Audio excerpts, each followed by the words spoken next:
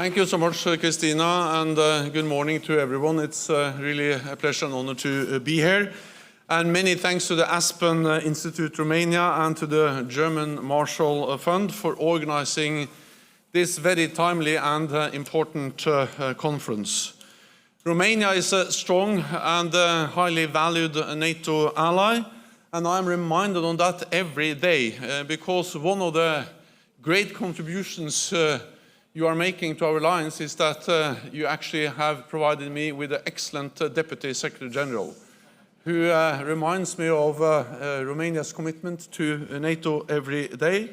And Mircea Geoana is really a man that I appreciate working with, and he's a friend, and he is also the co-founder of this institute. So it's, for many reasons, a pleasure to be here this morning.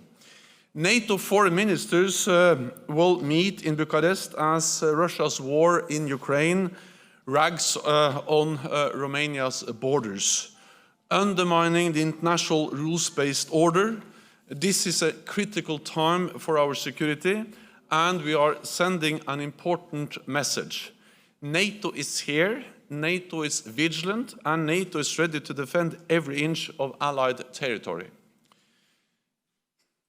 In response to Russia's full-fledged invasion of Ukraine, we are raising the readiness of our troops, and we have doubled the number of NATO battle groups from 4 to 8, including one here in Romania, led by France. Just last week, NATO allies conducted an exercise to test air and missile defenses in Romania, involving Spanish, Turkish, and US aircraft, as well as French jets flying from the aircraft carrier Charles de Gaulle, demonstrating how NATO allies operate together and are ready to defend every inch, but also the airspace of NATO allies. NATO allies and NATO are not party to the conflict in Ukraine, but we are providing unprecedented support to Ukraine, because Ukraine is a nation that has the right to self-defense, a right which is enshrined in the UN Charter. President Putin is failing in his brutal war of aggression. He is responding with more brutality. We see wave after wave of deliberate missile attacks on cities and civilian infrastructure, striking homes, hospitals, and power grids. This is terrible for Ukraine. But these are also tough times for us in the rest of Europe and many other countries around the world who face a painful cost of living crisis. Indeed, we are all paying a price for Russia's war against Ukraine.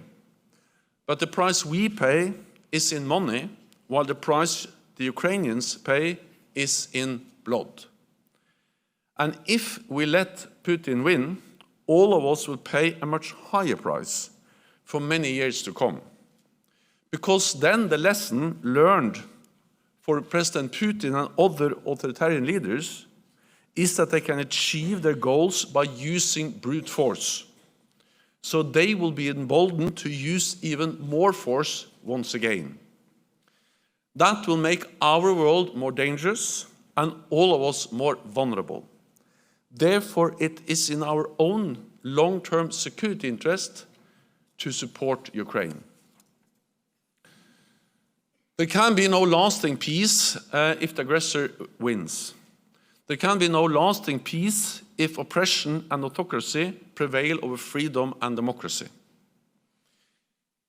We know that most wars end at the negotiating table. But what happens at the negotiating table is inextricably linked to what happens on the battlefield. Therefore, to create the conditions for lasting peace, which ensures that Ukraine prevails as an independent sovereign state, we must continue to provide military support to Ukraine. So our message from Bucharest is that NATO will continue to stand with Ukraine for as long as it takes. We will not back down. Russia's war on Ukraine has not made us forget other partners facing Russian pressure, intimidation, and aggression. It has actually made our partnerships even more important. That is why NATO foreign ministers will meet their Ukrainian counterpart, as well as with Georgia, Moldova, and Bosnia-Herzegovina, to address the challenges we face and to enhance our support for their resilience, political independence, and the modernization of the armed forces, so that they can better defend themselves. If they are safer, we will be more secure. NATO foreign ministers will also address the challenges posed by China. China is stepping up military modernization, increasing its presence from the Arctic to the Western Balkans, from space to cyberspace. The war in Ukraine demonstrated our dangerous dependency on Russian gas. This should lead us to assess our dependencies on other authoritarian states, not least China. We are dependent on China for certain key components and materials, including rare earth minerals, as well as for many other supply chains. We will, of course, continue to trade and engage economically with China, but we have to be aware of the dependencies, reduce our vulnerabilities, and manage the risks. The foreign ministers from Finland and Sweden will join us for all the discussions in Bucharest. Their membership of NATO is a game changer for the European security architecture. It will make them safer, our alliance stronger, and the Euro-Atlantic area more secure. It demonstrates once again that NATO is the bedrock of Euro-Atlantic security. Europe and North America will continue to stand together to defend our values and our freedom. Thank you so much, and then we will engage in some Q&As. Thank you. Thank you. Please join me. We already have, as I see, a first question, so please introduce first yourself and address the question to Secretary General Stoltenberg. Good morning, I'm Doru Frunzulic, George C. Marshall Center, Romanian Alumni Organization. Mr. Secretary General, first of all, allow us to congratulate you for the excellent job you are performing as a Secretary General of NATO, probably the most effective Secretary General of NATO in this organization history. Take into consideration the war of aggression of Russia, this war of destruction against Ukraine. Don't you think so, Secretary General, it might be time that the democratic states should have to come together and decide to expel Russia from the most relevant international organizations? Thank you. Thank you. First of all, thank you for your kind words. Second, I think that every organization has to make their own decisions. And of course, organizations have different tasks, different purposes, ranging from the United Nations, which actually cover all nations in the world, to other organizations like, for instance, the Council of Europe. And I will leave it to those organizations to make their independent decisions. What I can say on behalf of NATO is that for many years we strived for a more constructive relationship with Russia. We strived for a constructive dialogue, and Russia has walked away from that dialogue. There's no way we can continue the meaningful dialogue we tried to establish for many years with the behavior, the aggressive actions by Russia against Ukraine, as we see now. At the same time, we need military lines of contacts with Russia to reduce the risks of incidents, accidents, and if they happen, to prevent them from spiraling out of control. And of course, also arms control is an area where there is a need to engage with Russia. But the institutionalized dialogue we try to establish through, for instance, the NATO-Russia Council, that doesn't work in the circumstances we now live. If I may, Secretary General, before we take the next question, we are talking about the Black Sea as a strategic point, as was established at the Madrid summit this summer. Can we have a strategy at the Black Sea, considering that we have 3 NATO countries, 2 NATO partners, but also an aggressive Russia in the region? The Black Sea is of great strategic importance for NATO, not only the littoral states, Turkey, Bulgaria and Romania, but also for NATO as such, because this is of great strategic importance. Then, of course, we have, especially since 2014, increased our presence in the Black Sea region.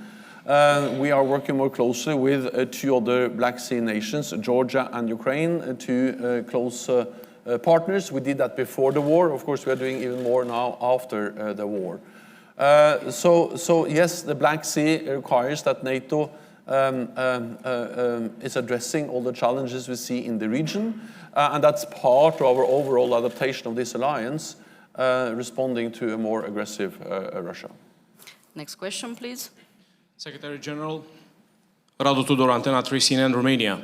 How will you describe Romania's role since the war started, because Romania has the longest land border with Ukraine? And second, will you discuss and decide something today about the rapid deployment of NATO forces? Because it took 12 days to bring some French tanks from France to Cincu, where the HQ of the NATO battle group it is. Thank you. Romania has played and is playing an important role in our efforts to support Ukraine for exactly the reason you alluded to, that Romania has such a long land border with Ukraine. You have been instrumental in providing support, both Romanian support to Ukraine, military, humanitarian support, but of course also helped to facilitate the support from other NATO allies and partners to Ukraine, and we highly appreciate that. I'm absolutely certain that when foreign ministers meet today and tomorrow, the message will be that we need to sustain and step up our support, not least when it comes to, for instance, air defense systems to help Ukraine defend themselves against all the air and defense attacks they are now facing. Then, of course, as you well know, Romania is also hosting many refugees. Millions of refugees have crossed the border. Many stay in Romania. Others go on to other countries in Europe. But, of course, this is also a demonstration of Romania's generous support to Ukraine and Ukrainians, and also those who have to flee their own country. Then I think we have to understand that when the invasion happened, NATO was not taken by surprise. Actually, we have been preparing, we have been ready to face situations like this since we started a big adaptation of NATO in 2014. The war didn't start in February this year. The war started the spring of 2014. And since then, NATO has implemented the biggest reinforcement, the biggest adaptation of our alliance since the end of the Cold War, with more presence in the eastern part of the alliance, with high readiness of our forces, with more defense spending, including from Romania, 2%, and many other allies. We had intelligence many months before, actually in the fall of 2021, last year, that Russia was planning to attack a full-fledged invasion of Ukraine. We shared that intelligence with all allies and actually with the public. So when they invaded, that was no surprise, meaning that actually in the lead up to the invasion, we have already further increased our presence. I myself visited the MK base in Romania. I think it was early February, at least before the invasion. Then we saw US troops, other NATO troops, and also French troops increasing their presence. And then when we had the invasion the same morning, early in the morning, we activated our defense plans and decided to further increase our presence. So it's not as we're totally unprepared for, in a way, 8 years, so from 2014 to 2022, and then suddenly wake up in the morning and start to act. We have acted over a long period of time. We actually stepped up in the weeks ahead of the invasion, and then after the invasion, many allies, but not least France leading the battle group, have further increased their presence. This is backed by significant naval power in the Black Sea, in the Baltic Sea, and in the Mediterranean, and also with a lot of air power, and we can quickly reinforce even more if needed. Do we have another question? Okay, please. Michał Baranowski, GMF, Warsaw, Poland. Secretary General, first of all, thank you very much for your leadership. I have two questions. One is about Ukraine's relations and eventual membership at NATO. We all remember that in 2008, the alliance has said there was an agreement that Ukraine and Georgia will be members. Of course, since then, they asked to be part of the alliance. Where are we in this process? How would you define the relationship between alliance and Ukraine in the coming months? The second one, if I may, is about the Vilnius summit in July this year. What is alliance's ambition when it comes to the force structure? I agree with what you said, that alliance has responded very quickly. Also, our American allies have been very quick in responding ahead of February 24th. But what can we expect post-Vilnius to really address this issue on the longer term? Thanks. First, on Ukraine, you asked me to define our relationship. Well, our relationship is a very close partnership. It is a relationship where NATO allies have proven their willingness to support Ukraine in an unprecedented way. We have never seen support to any other country in the same way that NATO allies, partners from Australia to New Zealand, of course, working together with the European Union and many others, are providing to Ukraine. And of course, the military support is the most critical one, that is coordinated in what we call the US-led Rammstein format.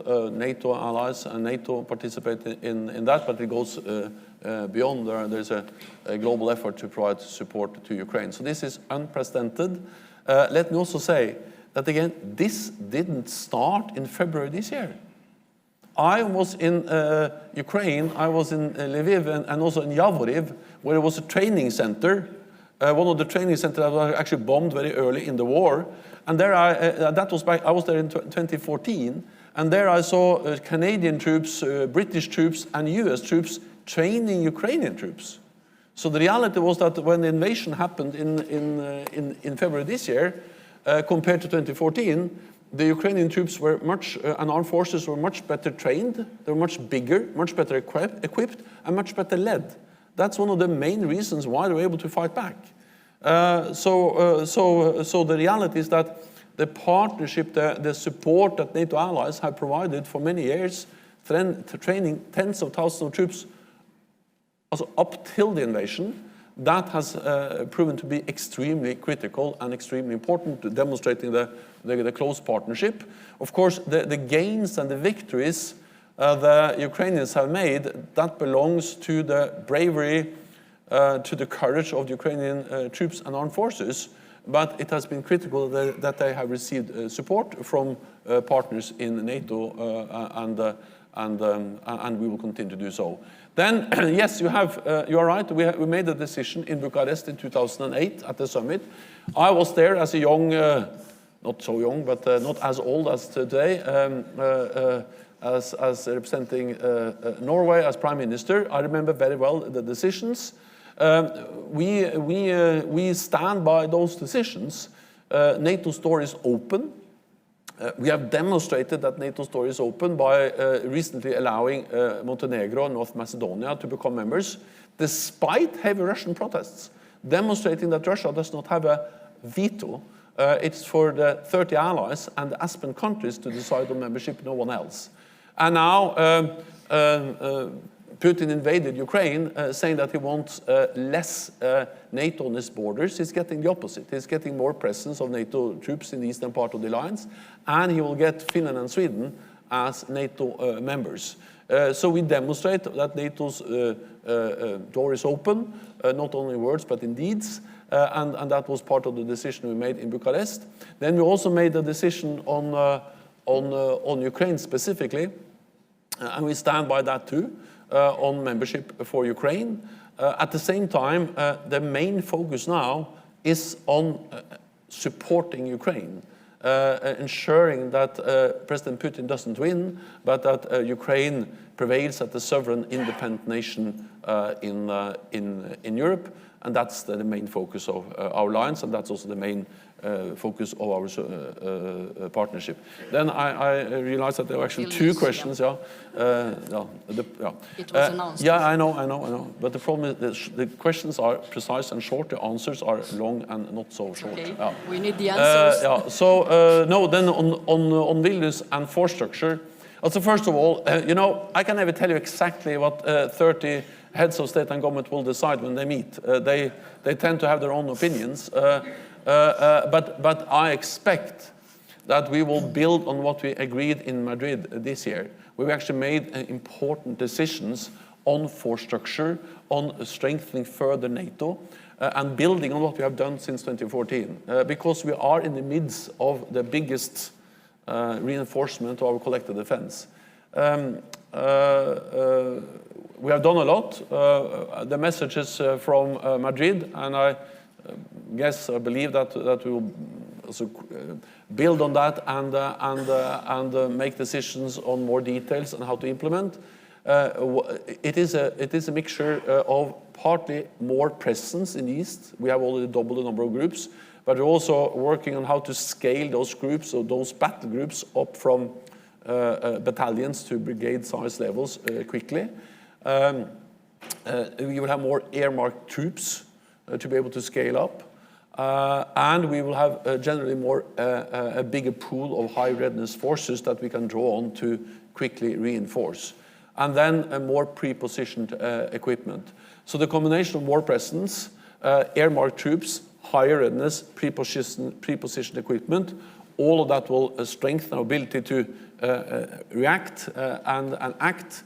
And again, the purpose of all this is to every day, 24/7, deliver credible deterrence and defense. And by doing that, we're not provoking conflict, but we are preserving peace, preventing a conflict. Because if every potential adversary knows that an attack on one ally will trigger a response from the whole alliance, there will be no attack on an ally. And that's the purpose of NATO, to preserve peace, to prevent war, but then we need a credible deterrence, and that's exactly what Madrid decided on, and Vilnius will continue to develop. Do we have another one, please? Thank you, Mr. Secretary General. Muzaffer Şenel, Aspen Fellow from Turkey. My question is about the role of NATO towards the unconventional attacks of Russia and China, especially last years that we are hearing more about those issues. How do you elaborate the unconventional attacks of Russia and China towards the sovereignty of the NATO members, especially apart from the cybersecurity, that opening of the Chinese unofficial police stations almost all over NATO members? Thank you. How do you elaborate on those issues? No, of course, it's about the homeland security, but it's part of the peace and security. That's why I want to ask. No, so it demonstrates two things. First of all, it demonstrates that we need to be agile. We need to be monitoring carefully how our resilience and how our security can be challenged by increased presence of China in many different ways. This is not about NATO becoming a global military alliance, but it is about the North Atlantic region, North America and Europe, seeing that China is coming close to us. We see them in cyberspace, we see them in Africa, we see them in the Arctic, and then we see different attempts by China to increase their presence inside Europe, including with the different activities you mentioned, but also with trying to control critical infrastructure. I think one kind of wake-up call for many allies was the discussion we had about 5G network, not so many as back in 2019. At that time, many allies thought that the decision on 5G network, who is going to control that basic network for our infrastructure, internet, industrial production, public sector, almost everything we do, was only a commercial decision. It was a bit like the discussion about gas from Russia. This is not about politics, this is about economic, commercial decisions. I think that what we have seen with Russian gas highlights that some of these decisions, yes, they are commercial, but they have direct consequences for our security. So we also need to take into account the security aspects of these economic decisions. And therefore welcome that allies increased awareness on, for instance, 5G and the importance of 5G for also their security. And in NATO we are developing, and we have developed, and we are strengthening guidelines on resilience to ensure that allies fulfill some minimum requirements when it comes to resilience of critical infrastructure. This is not targeted on China, but it's, of course it's relevant also for China. Okay, before we get to next question, let me tell you that we have around 3 minutes, so make it short, and I think it would be the last one. First of all, thank you for having you here, Mr. Secretary General. Because there is no debate on the cause of the war, and most of the media is referring only on the effect on how this event is now unfolding, insisting on the simplistic argument about Russia's thirst of conquering new territories, I'd like to know your opinion if there were indeed reason of concern from Russia to take this action, taking into account 3 important aspects they are claiming. First, proximity security guarantees. 2, violation of the minority rights, which are documented with dozens of reports from media institutions and NGOs of how Ukrainian militia were oppressing Russian businesses in the Donbas region between 2014-2020. And third, the language issue, here with the amendment that the Venice Commission sanctions Ukraine language bill in December 2019. So which one of these 3 topics could be considered as a threat from the Russian part, and who can be seen responsible for the failure of negotiations, because previous agreements, like the Minsk agreement, vouched by European parts, stood as a buffer for not exploding this war. What happened in the meantime? Thank you. None of the points you mentioned are in any way an excuse for a brutal invasion, a war or aggression against a neighbor. Of course, there are always differences and disagreements between countries. That happens all the time, and we have institutions and mechanisms to address those differences. But that doesn't in any way provide an excuse for invading a sovereign democratic nation. Ukraine is a democratic nation. They change government after free elections in a peaceful way. Ukraine is a sovereign independent nation with internationally recognized borders, including by Russia, several times. First, when Ukraine got their independence. Second, in the Budapest memorandum, where actually they guaranteed the borders of Ukraine as part of an agreement with Ukraine to get rid of all the nuclear weapons. So this whole idea that there may be some issues related to language, that's an excuse for a full-fledged invasion of other country, that's absolutely unacceptable and very dangerous. Because there are many minorities in many European countries, and if there were some complaints, and there are some complaints about minority rights in different countries, right or wrong, I'm not saying whether it's right or wrong, but there are complaints, that if you just start to believe that could be an excuse for the brutal war with thousands of people killed, damage, bombing of civilians, then it's absolutely unacceptable and extremely dangerous for the whole of Europe. The way we have preserved peace in Europe since the Second World War is to accept borders and to say that when there are differences, then we sit down, we discuss them, and we have the Venice Commission, we have the European Council, the Council of Europe, we have we have bilateral arrangements, negotiations to solve those issues. So I don't know exactly what you indicate with your question, but if you believe that any of those points could be a kind of excuse for an invasion, it's absolutely wrong, and it's extremely dangerous to allow that kind of thinking. The first point was about security guarantees or something like that.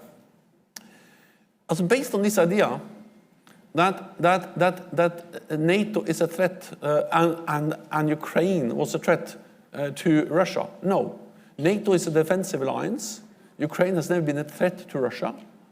Russia has been a threat to Ukraine. They annexed Crimea back in 2014, and they used their forces to control eastern part of Donbas, which is within undisputed international recognized borders of Ukraine. Then I also believe that, linked to what you said, this idea that NATO enlargement is kind of aggressive. So NATO enlargement is a result of democratic decisions taken by democratic nations.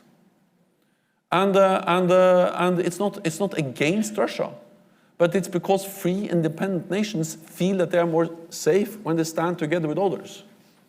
And Russia has always pledged or said that if a neighbor of Russia becomes a NATO ally, that's a provocation. I'm coming from a country, Norway, bordering Russia. And actually, when NATO was established, Norway was the only NATO ally bordering Russia. No other NATO ally bordered Russia. And Russia, back in 1914 and 1949, said it was absolutely unacceptable that NATO should become that Norway should become a NATO member. It was a provocation. It was not a provocation. It was a free democratic will of Norwegians to join NATO. And I'm glad that Washington, London, Paris, and the other founding members of NATO said that's okay. And in exactly the same way, when Lithuania or Latvia joined, or when Romania joined, it was not NATO forcing Romania into NATO. It was Romania that wanted, because they have free and independent elections, elected governments that wanted to join NATO. So I respect the will of Romania to be a part of NATO, and President Putin cannot deny sovereign nations to make their own sovereign decisions. That is not a threat to Russia, but it's his lack of understanding of what free and independent nations can do. And I think what he's afraid of is democracy and freedom. And that's the main challenge for him, and he don't want that, and that's the reason why he has invaded Ukraine.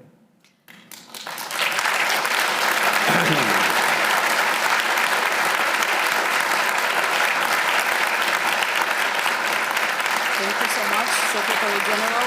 And